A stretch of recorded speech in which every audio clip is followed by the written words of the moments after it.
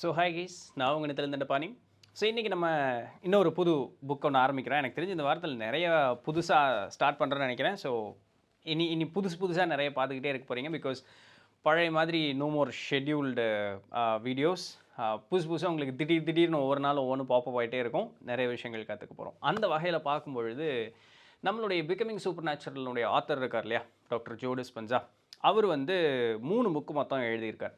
ஒன்று வந்து you are the placebo அப்படிங்கிறது, அதுதான் அவருடைய ஃபர்ஸ்ட் புக்கு. ரெண்டாவது breaking the habit of being yourself அப்படிங்கிற ரெண்டாவது புக்கு. 3 தான் பிகமிங் சூப்பர் நேச்சுரல். இப்போ பிகமிங் சூப்பர் நேச்சுரல் நம்ம பார்த்துட்டோம். இந்த breaking the habit of being yourself அப்படின்னு சொல்லக்கூடிய ரெண்டாவது புக்கு, அதில் இருக்கக்கூடிய செய்திகளை பார்க்க போகிறோம். இது வந்து 100% முழுக்க நம்மளுடைய மனசை பற்றி மட்டும்தான்.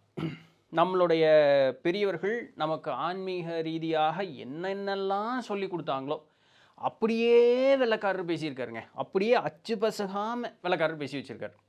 இப்போது இவரை வந்து நீங்கள் வெள்ளைக்காரர்னு பார்க்கலாம், இல்லைன்னா ஒரு முதிர்ந்த நிலையில் இருக்கக்கூடிய ஒரு ஆன்மா அந்த இடத்தை தேர்ந்தெடுத்துக்கிட்டு அந்த இடத்துல ஒரு பிறப்பு எடுத்திருக்கு அப்படிங்கிற மாதிரி நீங்கள் பார்க்கலாம். கிட்டத்தட்ட அவர் மக்களுக்கு கொடுக்கக்கூடிய அந்த ஒரு செய்தி அந்த மாதிரி தான் இருக்குது. சரிங்களா? நீங்கள் எப்படி வேணாலும் பார்த்துக்கலாம், தப்பு இல்லை. செய்தி மட்டும் நம்ம கேட்டுக்குவோம், செய்தியை பயிற்சி செய்வோம், அதில் நமக்கு நல்லபடியான ஒரு மாறுதல் அப்படிங்கிறது வரும். மொதல் வீடியோவே எப்படி இருக்குது அப்படிங்கிறது பாருங்கள். அவர் நிறையா இந்த புக்கில் கொஞ்சம் அறிவியல் சொல்லி தான் நமக்கு சொல்கிறார். ஏன்னா இப்போது என்னை நீங்கள் தொட்டு பார்க்க முடியும், தூளம் அப்படின்னு சொல்லக்கூடிய இந்த இதை தொட்டு பார்க்க முடியும். ஆனால் என்னுடைய மனசு என்ன அப்படிங்கிறது உங்களுக்கு தெரியுமா? சொல்லப்போனால் எனக்கே தெரியாது இல்லையா? என் மனசு எந்த நேரத்தில் என்ன பண்ணும் அப்படிங்கிறது ஏதோ நமக்கு தெரிஞ்ச மாதிரி நம்ம சொல்லிக்கலாமே தவிர எனக்கே தெரியாது என்னுடைய மனசை பற்றி. அப்போ உங்களுக்கு தெரியறதுக்கு வாய்ப்பே இல்லை. அப்போது இந்த மனசை பற்றி பேசும்பொழுது அதற்கு ஏதாவது ஒரு இடத்துல ஒரு லிங்கேஜ் கொடுத்துட்டே வரணும் இல்லையா? அப்படி கொடுக்கும் பொழுது அறிவியல் சார்ந்த செய்திகளோடு சேர்ந்து சொல்லும் பொழுது நமக்கு புரிதல் அப்படிங்கிறது வருது. ஏன் இந்த காலம் ஆன்மீகத்தையும் அறிவியலையும் தனித்தனியாக பார்க்கக்கூடிய ஒரு காலமாக மாறிப்போச்சு. ரெண்டுமே ஒன்று தான், ஆனால் தனித்தனியாக பார்க்கக்கூடிய காலமாக மாறிப்போச்சு. அப்போது இந்த காலத்திற்கு ஏற்றாறு போலவே இந்த ஆசிரியர் எப்படி நமக்கு பாடம் சொல்லி தர்றாரு பாருங்கள். முந்தைய காலங்களில் பார்க்கும் பொழுது மேட்டர் அப்படின்னு சொன்னால் பொருள்னு அர்த்தம். சரிங்களா? இப்போ இது வந்து ஒரு மேட்டர், இது தூளம், இதுக்கு பேர் மேட்டர். இப்போ நான் மேட்டர், இது தூளம். சரிங்களா? இது தூளம் அப்படின்னா பொருள், ஒரு பொருள் இது. சரிங்களா? இப்படி பொருள் அப்படிங்கிறது இந்த உலகத்தில் ஒன்று இருக்குது. இன்னொன்று பொருள் அற்றது அப்படின்னு பார்க்கும்பொழுது எண்ணம்னு ஒன்று இருக்குது அப்படிங்கிறது முந்தைய காலத்தில் அறிவியலாளர்கள் சொல்லிட்டு வந்திருக்காங்க. நம்ம ஆட்கள் வேறு மாதிரி சொன்னாங்க, பட் அறிவியலாளர்கள் சொல்லிட்டு வந்தாங்க. நான் இவர் ஜோ டிஸ்பென்சா என்ன சொன்னாரோ நான் அதை மட்டும் சொல்கிறேன். அப்போது ஒரு மேட்டர் அண்ட் தாட், ஒரு தூளமான ஒரு பொருளும் ஒரு எண்ணம் அப்படிங்கிறது இருக்குது அப்படிங்கிறது சொல்லிட்டு வந்தாங்க. பின் அறிவியல் வளர அவங்க என்ன சொல்ல ஆரம்பித்தாங்கன்னா, பொருள் அப்படின்னு சொல்லக்கூடிய அந்த மேட்டர் அப்படிங்கிறது இருக்குது, ஆனால் எண்ணம் அப்படிங்கிறது இல்லை, சக்தி, எனர்ஜி அப்படிங்கிறது ஒன்று இருக்குது அப்படிங்கிற மாதிரி பின்ன மாற்றிக்கிட்டாங்க. சரிங்களா? ஸோ இன்றைக்கி வந்து மேட்டர் அண்ட் எனர்ஜி அப்படிங்கிறது தான் இருக்குது அப்படின்னு சொல்லிட்டு வந்தாங்க. இன்றைக்கி இருக்கக்கூடிய அறிவியல் என்ன சொல்லுதுன்னா, அப்போ மேட்டர் அண்ட் எனர்ஜி ஒரு பொருளும் சக்தியும்னெல்லாம் ஒன்றும் கிடையாது, ரெண்டுமே ஒன்று தான் ஐயா அப்படிங்கிற இடத்துக்கு இன்றைக்கி வந்து நம்மளை நின்றுக்கிட்டு இருக்காங்க. எப்படி அப்படின்னு கேட்டால், நம்மை சுற்றி வந்து நம்ம கண்ணுக்கு தெரியாத மாதிரி ஒரு சக்தி வட்டம் அப்படிங்கிறது இருந்துக்கிட்டே இருக்குது. நம்ம ஆறாவை பற்றி பேசலை, முழுக்க ஒரு சக்தியினுடைய ஒரு மையத்துக்குள்ளே தான் ஒரு உயிர் அப்படிங்கிறது இந்த இடத்துல ஜனிச்சுக்கிட்டு இருக்குது. இந்த கண்ணுக்கு தெரியாமல் இங்கே ஒரு சக்தி அப்படிங்கிறது நிறையா இருக்குது. இந்த சக்தி இருக்குது இல்லையா, என்னால் எப்படி அதை உணர முடியும்? இந்த சுற்றி இருக்கக்கூடிய சக்தி எனக்கு வேணுங்கிற மாதிரி நான் எப்படி வேலை செய்ய வைக்க முடியும் அப்படிங்கிற ஒரு கேள்வி கேட்டோம்னா, அந்த கேள்விக்கு உண்டான பதில் பார்த்திங்கன்னா நம்மளுடைய எண்ணமும் நம்மளுடைய உணர்வுகளும் தான் அதற்குண்டான ஒரே வழி. உங்களுடைய எண்ணமும் உங்களுடைய உணர்வும் ஒரே மாதிரி இருந்தது அப்படின்னு சொன்னால் சுற்றி இருக்கக்கூடிய அந்த சக்தியை உங்களால் கிரகிச்சு கொண்டு வேலை செய்ய வைக்க முடியும். சக்தி வந்து அந்தந்த இடத்துல இருக்குது, என்னுடைய எண்ணமும் என்னுடைய உணர்வும் ஒருநிலைப்படும் பொழுது அந்த சக்தி எனக்கு ஏற்ற மாதிரி வேலை செய்ய ஆரம்பிக்கும். இவ்வளோதான். இப்போ இதில் நம்ம விஷயத்தை பிடிச்சிக்கிட்டோம் அப்படின்னு வச்சுக்கங்களேன், நமக்கு ஏற்றார் போலவே நம்மளுடைய வாழ்க்கையை மாற்ற முடியும். இது உண்மை தானே? என்னுடைய ரியாலிட்டி இன்றைக்கி நான் இப்படி இருக்கேன் அப்படின்னு சொன்னால் இந்த நொடியில் நான் இருக்கக்கூடிய அந்த ஒரு நிலை, என்னுடைய வாழ்க்கை, இதை என்னால் மாற்ற முடியுமா அப்படின்னு கேட்டால் முடியும். ஆனால் அப்படி முடிய மாட்டேங்குது ஐயா. நான் நிறைய ஒரு நேரத்தில் ஒரு மாதிரியில் நான் பிஹேவ் பண்ணிகிட்ருக்கேன். இப்போது தூங்கும்போது தூங்குறேன், விழிச்சிருக்கும் போது விழிச்சிருக்கேன், கண்ணை முழிச்சிருக்கும் போது தான் முழிச்சிருக்கேன்னு தெரியுது, தூங்கும்போது தூங்கினே தெரியறது இல்லையே, கண்ணு முழிச்சதுக்கப்புறம் தான் தெரியுது இல்லையா?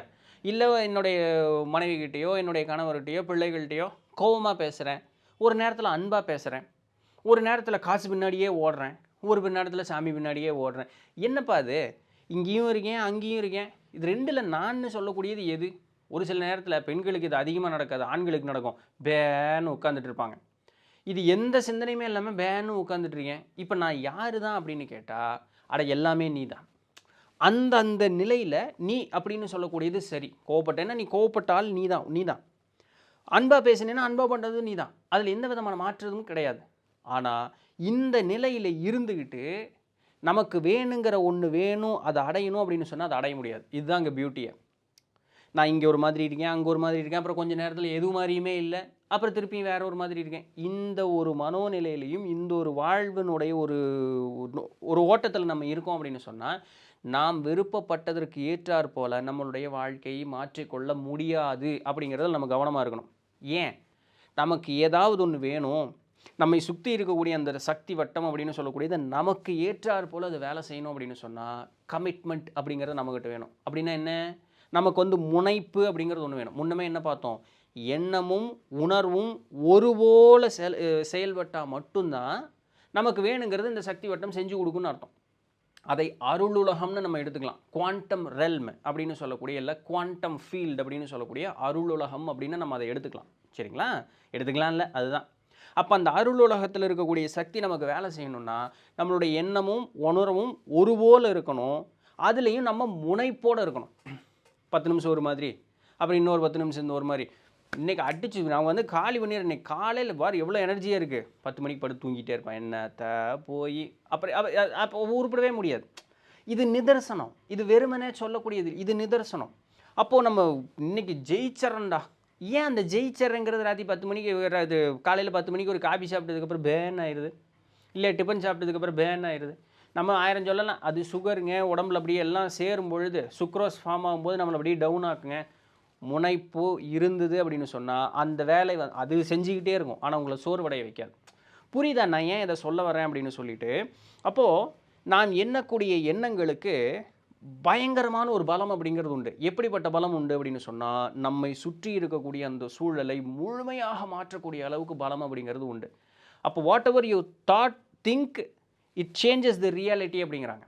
உங்களை சுற்றி இருக்கக்கூடிய எல்லாத்தையுமே உங்களுடைய எண்ணங்கள் அப்படிங்கிறது முழுக்க மாற்றிடும் அப்படின்ட்டு. ஏன் அதெல்லாம் அவங்களால முடியுங்க, நம்மளால் முடியுமா அப்படின்னு சொல்லக்கூடிய ஆட்களும் உண்டு. அதற்குன்னு ஒரு தனிப்பட்ட சக்தி வேணுங்க. அதற்கு நிறைய சித்திகள்லாம் வேணுங்க. சித்தியும் வேண்டாம், பெரியமாவும் வேண்டாம். எல்லாத்தையும் இந்த இறை அப்படின்னு சொல்லக்கூடிய அந்த ஒரு சக்தி எல்லாத்தையும் சமமாக தான் படைச்சிருக்குது. யாரையும் ஏற்ற இறக்கமாக படைச்சி நித்திலனுக்கு எனக்கு பிடிச்சிருக்குதுடா, இவனுக்கு ஒரு 2 பீஸ் அதிகமாக கொடு, இவன் எனக்கு பிடிக்கலடா, இவனுக்கு 2 பீஸு குறை, இப்படியா படைச்சிது? அப்படியெல்லாம் ஒன்றும் கிடையாது. எல்லா உயிர்களையும் இறை அப்படிங்கிறது சமமாக தான் படைச்சிருக்கு. அதனால அவங்களால முடியுது, என்னால் முடியல அப்படிங்கிறதெல்லாம் கிடையாது. அவங்களால முடிஞ்சதுன்னா அவங்கக்கிட்ட முனைப்பு இருக்குது. எண்ணக்கூடிய எண்ணங்களும் அந்த உணர்வோடு அந்த எண்ணங்கள் கூடி ஒருநிலைப்படும் பொழுது அது வேலை செய்ய ஆரம்பிக்குது. அதை அவங்க தெரிஞ்சோ தெரியாமலோ செய்யலாம். இப்போ நம்ம தெரிஞ்சே செய்ய போகிறோம். இதுதான் அங்கே மேட்ரு. சரிங்களா? அப்போ நம்மளுடைய எண்ணங்கள் நம்முடைய வாழ்வை மட்டுமல்லாமல் கூட இருப்பவர்களுடைய நிலையும் சேர்த்து மாற்றும், நம்மளுடைய சுற்றுச்சூழலை முழுக்க மாற்றும் அப்படிங்கிறத நம்ம நல்லா புரிஞ்சுக்கணும். அப்போ உங்களுக்கு ரொம்ப அவசியம் அப்படின்னு சொல்லி உங்களுடைய வாழ்க்கையில் ஏதாவது ஒன்று இருக்கும்ல, அதுக்காக நான் உட்காந்துட்டு நான் சிஎம் ஆகணும், பிஎம் முடியுங்க, முடியாதுன்னெல்லாம் ஒன்றும் கிடையாது. அதற்குன்னு உண்டான கால அளவு பிடிக்கும். எனக்கு ஒரு 1,00,000 கடனுங்க, அதை நினைங்க. 1,00,000 கடன் அடையணும் அப்படின்னு நினைங்க. எப்படி அடையணுங்கிறத பற்றி யோசிக்காதீங்க, அது மேட்ரு கிடையாது. இந்த 1,00,000 கடன் எனக்கு தீரணும்ப்பா. உங்களுடைய எண்ணத்தையும் உணர்வோடு அந்த 1,00,000 கடன் வந்து முழுக்க அப்படி முடிஞ்சதற்கப்புறம் நீங்கள் எவ்வளோ மகிழ்ச்சியாக இருக்கீங்க அதை உணருங்க. அந்த 1,00,000 கடன் எப்படி வருது, அந்த காசு பணங்கிறத விட்டுருங்க. அதை பற்றி யோசிக்காதீங்க. அந்த 1,00,000 கடன் முழுக்க எனக்கு முடிஞ்சு நான் நிம்மதியாக மகிழ்ச்சியாக இருக்கேன். இதற்கு மீறி கடன் வாங்காமல் எனக்கு வேணுங்கிற அளவுக்கு உண்டான பொருள் வசதியோடு நான் நல்லா இருக்கேன் அப்படிங்கிற நினைங்க. உடல் உபாதைகள் இருக்கா, உடல் உபாதை முழுமையாக தீர்ந்து நான் இன்றைக்கி நல்ல திடகாத்திரமாக இருக்கேன், நல்ல பழக்கத்தையும் நல்ல ஒழுக்கத்தையும் வளர்த்தி கொண்டேன் அப்படின்னு சொல்லி யோசிங்க. இந்த ஒருநினைப்போடு அப்படியே நீங்கள் வந்து உங்களுடைய சிந்தனையை ஒருநிலைப்படுத்தி நிறுத்தணும். இது எல்லா நேரத்துலையும் நம்மளால் பண்ண முடியும்.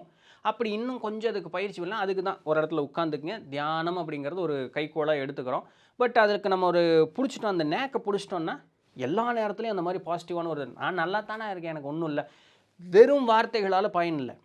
அது உணர்வோடு கூடி வரணும்.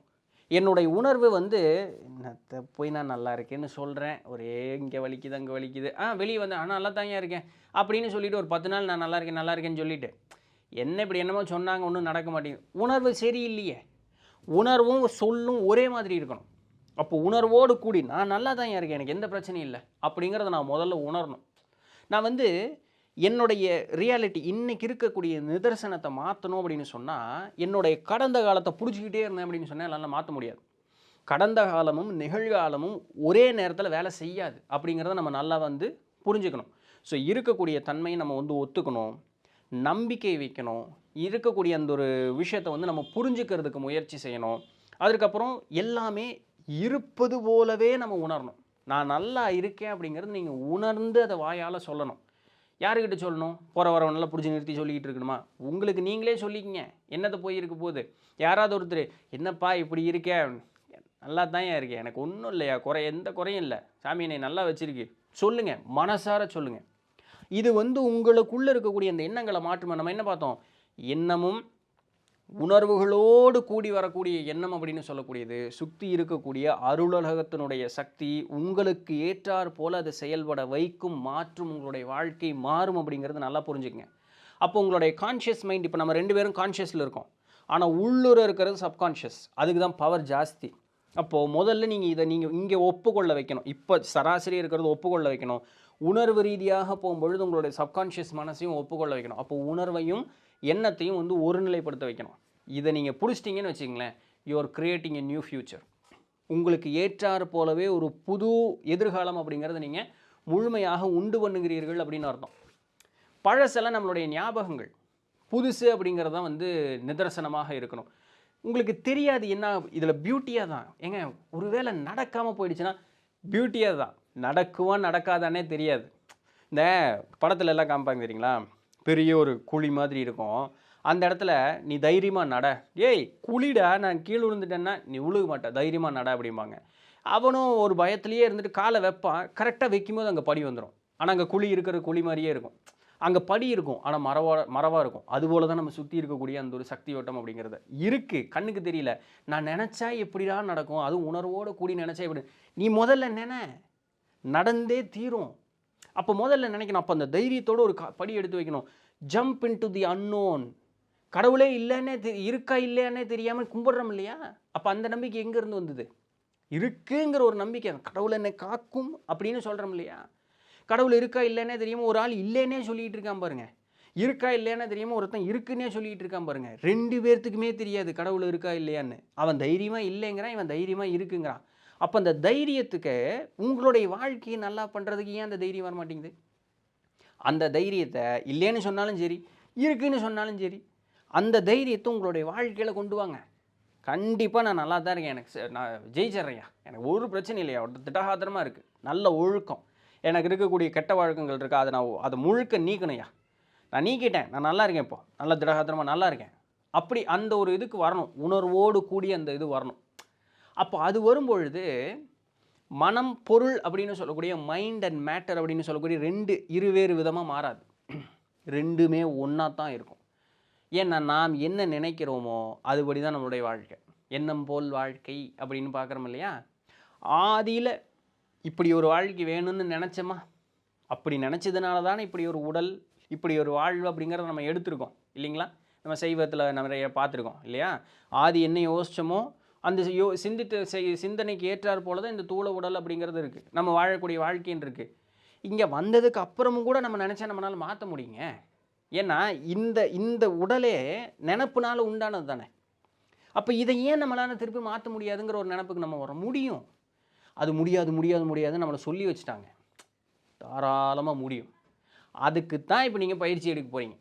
அப்போது மனசை ஒருநிலைப்படுத்தி எனக்கு இது கண்டிப்பாக நான் நல்லா இருக்குது இது பண்ணுறேன் அப்படின்னு சொல்லி இதுக்கு காலம் குறிக்க முடியாது. அதுதான் 1 வாரம் 10 நாள் நான் சொல்லலாம், 1 வாரம் 10 நாள் அது நடந்துருமா? நீங்கள் என்ன நினைங்க, 10 நாள் நடக்கலைன்னா 11ஆவது நாள் என்ன பண்ணீங்க, என்னத்தை போய் அப்படிம்பீங்க. இது நாள் குறிக்கிற வேலை கிடையாது, நேரம் குறிக்கிற வேலை கிடையாது. அது நடக்கக்கூடிய வரைக்கும் நடந்ததாகவே நீங்கள் நினச்சே தீரணும். நினைக்கும் பொழுது ஆட்டோமேட்டிக்காக இது மாறியே தீரும். உங்களுடைய வாழ்க்கை உங்களுக்கு பிடித்ததார் போல் மாறியே தீரும். இதில் மாற்று கருத்தே கிடையாது. ஆணித்தனமான ஒரு வார்த்தை இது. மாற்றுக்கிறதே கிடையாது, மாறியே தீரும். பிகமிங் சூப்பர் நேச்சுரல் எத்தனை கேஸ் ஸ்டடீஸ் பார்த்துருக்கோம். அதே தான்.